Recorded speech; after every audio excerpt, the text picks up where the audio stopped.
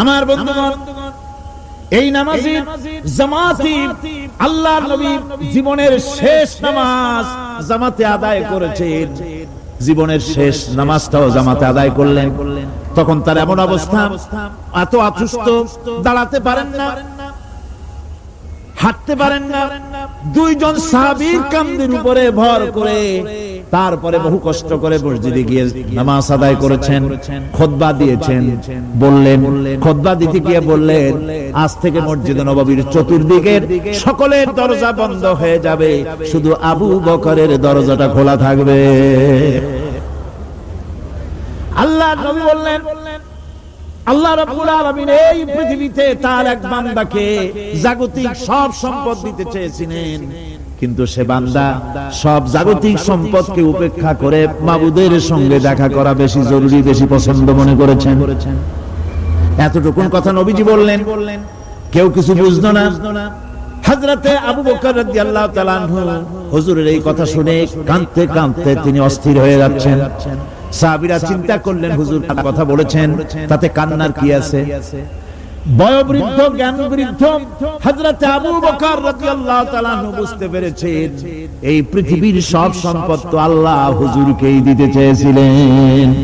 তিনি সমস্ত সম্পদকে উপেক্ষা করে তার মাবুদের সঙ্গে দেখা করার জন্য প্রস্তুতি নিয়েছেন। তার মানে হলো আল্লাহর নবী বিদায় হয়ে যাবেন, আমরা নবী থেকে এতিম হয়ে যাব। নবীজি ঘরের মধ্যে প্রবেশ করলেন। প্রচন্ড জ্বর এলো। এই প্রচন্ড জ্বর নিয়ে তিনি শুয়ে আছেন, কখনো বেহুশ, কখনো হুশ। এর মধ্যে সারা জান হয়ে গেল। সাহাবীরা বহুক্ষণ অপেক্ষা করে হযরত আবু বকরের ইমামতিতে নামাজ শুরু করলেন। হুজুরের হুশ এলো। প্রশ্ন করলেন, আয়েশা রে, এখন কোন সময়? হযরত আয়েশা বলেন, ইয়া রাসূলুল্লাহ, মসজিদে নববীতে নামাজ শুরু হয়ে গেছে। সাহাবীরা অনেকক্ষণ অপেক্ষা করে আমার বাবার ইমামতিতে নামাজ পড়তেছে সবাই, কিন্তু সাহাবীরা কেঁদে কেঁদে নামাজের মধ্যেই কাঁদতে কাঁদতে অস্থির হয়ে যাচ্ছে। তাদের মনের ধারণা হয়েছে নবীজির পেছনে নামাজ পড়ার কিসমত থেকে তারা মাহরুম হয়ে গেল। নবীজি বলেন, আয়েশা, দরজা খুলে দাও আর আমার মাথাটা একটু উঁচু করে ধরো, আমি একটু নামাজের দৃশ্যটা দেখি। দরজা খুলে দেওয়া হলো, নবীজির মাথা উঁচু করে ধরা হলো। নামাজের জামাতের দৃশ্য দেখে নবীজি আবার শুয়ে পড়লেন। হযরত আয়েশা লক্ষ্য করে দেখেন নবীজির দুই চোখের কোণা দিয়া পানি পড়তেছে। মা আয়েশা জিজ্ঞেস করেন, ইয়া রাসূলুল্লাহ, নামাজের দৃশ্য দেখে চোখে কেন পানি এলো? হুজুর বলেন, আয়েশা রে, এটা কোনো দুঃখের পানি নয়, এটা তৃপ্তির পানি। এই যে জামাত নামাজ পড়তেছে লোকেরা, এই জামাত কায়েমের জন্য তায়েফের ময়দানে অনেক রক্ত আমার ঝরেছে। উহুদের ময়দানে দান্দার মুবারক শহীদ হয়েছে, সাহাবায়ে কেরাম জীবন দিয়েছে। এই যে জামাত আমি দেখতে পেলাম, ভবিষ্যতের একটা ছবি যেন চোখে ধরা পড়লো। আমার মনে হলো কিয়ামত পর্যন্ত এই পৃথিবীতে আমার যত উম্মত আসবে তারা এইভাবে করে জামাতে নামাজ আদায় করবে। নবীজি মাথার কাছে মালাকুল মউত যখন এসে গেছেন, আমার ভাইরা, এই পৃথিবীতে যত নবীরা এসেছিলেন মৃত্যুর সময় সমস্ত নবীরা শেষ কথা যেটা বলেছেন, হাদিস, সমস্ত নবীরা উম্মতের জন্য মৃত্যুর মুহূর্তে শেষ কথা যেটা বলেছেন সেটা হলো আসসালাত, আসসালাত, নামাজ, নামাজ।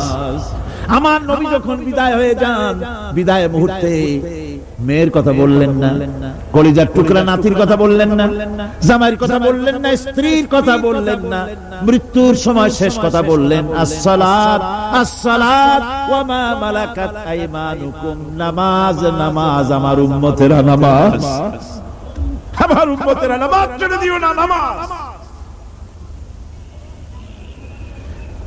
যেই নবী উম্মতের জন্য এত কাঁদলেন, নামাজের জন্য এত কথা বলে গেলেন, আল্লাহ রাব্বুল আলামিন নামাজের জন্য এত নির্দেশ করলেন, নবীজি ইন্তেকালের সময় নামাজের কথা বলে দিলেন, সেই মুসলমান আজ নামাজ আদায় করে না। নামাজ পড়ে তো নামাজ শুদ্ধ হয় না। হযরতে হুযায়ফা রাদিয়াল্লাহু তাআলা আনহু তিনি একবার ইয়েমেন সফর করেছিলেন, এক মসজিদে নামাজ পড়লেন, একজনকে তিনি নামাজ পড়তে দেখলেন, নামাজ পড়তে দেখে তিনি অপেক্ষা করলেন, লোকটার নামাজ হয়ে যাওয়ার পর তিনি প্রশ্ন করলেন, আল্লাহর বান্দা তুমি কতদিন এরকমের নামাজ পড়তেছো? তিনি বললেন প্রায় 40 বছর তো হবে আমি এরকম নামাজ পড়তেছি। হযরতে হুযায়ফা বলেন তুমি কি আমারে চেনো? কয় না চিনি না।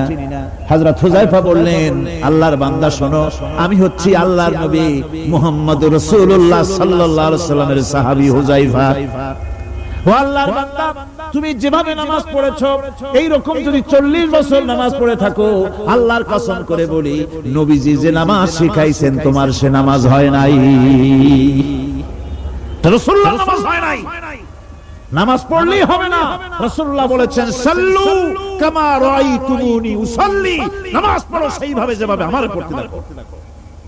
ভাইরা, রাসূল করিম সাল্লাল্লাহু আলাইহি ওয়াসাল্লামের যে নামাজ, হুজুর যেভাবে নামাজ পড়েছেন হাদিসে যা পাওয়া যায়, হাদিসে বুখারীতে সব আছে, দেখে নেবেন, সেইভাবে নামাজটা আদায় করে নেবেন।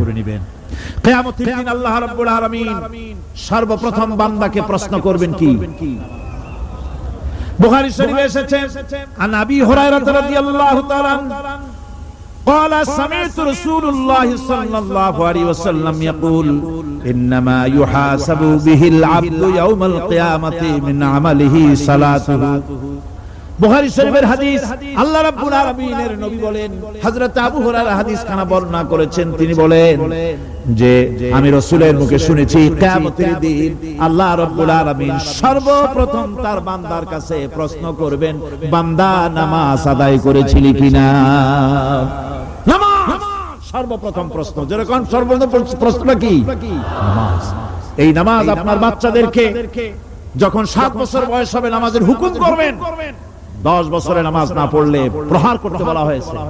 নামাজের জন্য কড়াকড়ি করতে হবে। পুরুষ নারী মেয়েদের মাসের ভিতরে কখনো কখনো তাদের যে সমস্ত মাসলা মাসাইল আছে সেই অনুযায়ী কখনো তাদের ক্ষমা আছে, বাকি তাদের নামাজ পড়তে হবে। আর পুরুষের জন্য পাগল হয়ে যাওয়া, বেহুশ হয়ে যাওয়া ছাড়া নামাজ মাপ নাই, নামাজ পড়তেই হবে। এই যে নামাজ, যে নামাজ না হলে ঈমান থাকবে না, ঈমান নষ্ট হবে, কিয়ামতে জাহান্নামে যাওয়া লাগবে, এসব কথা শোনার পর আজকের তাফসীরুল কোরআন মাহফিলে আমরা কি ওয়াদা করতে পারি যে আমরা মালাকুল মউত যতক্ষণ পর্যন্ত আমাদের মাথার কাছে না আসবে নামাজ ছেড়ে দেব না? এই ওয়াদা কি করতে পারি? 2 হাত উঁচু করুন, বলেন ইয়া আল্লাহ আমি তোমার নামে শপথ করছি, যতদিন মালাকুল মউত আমার মাথার কাছে না আসতেছে ততদিন পর্যন্ত ফরজ নামাজ, ফরজ রোজা ছেড়ে দেব না। ইয়া আল্লাহ মৃত্যু পর্যন্ত আমার এই ওয়াদা পালনের তৌফিক আমাকে দান করো। আমিন।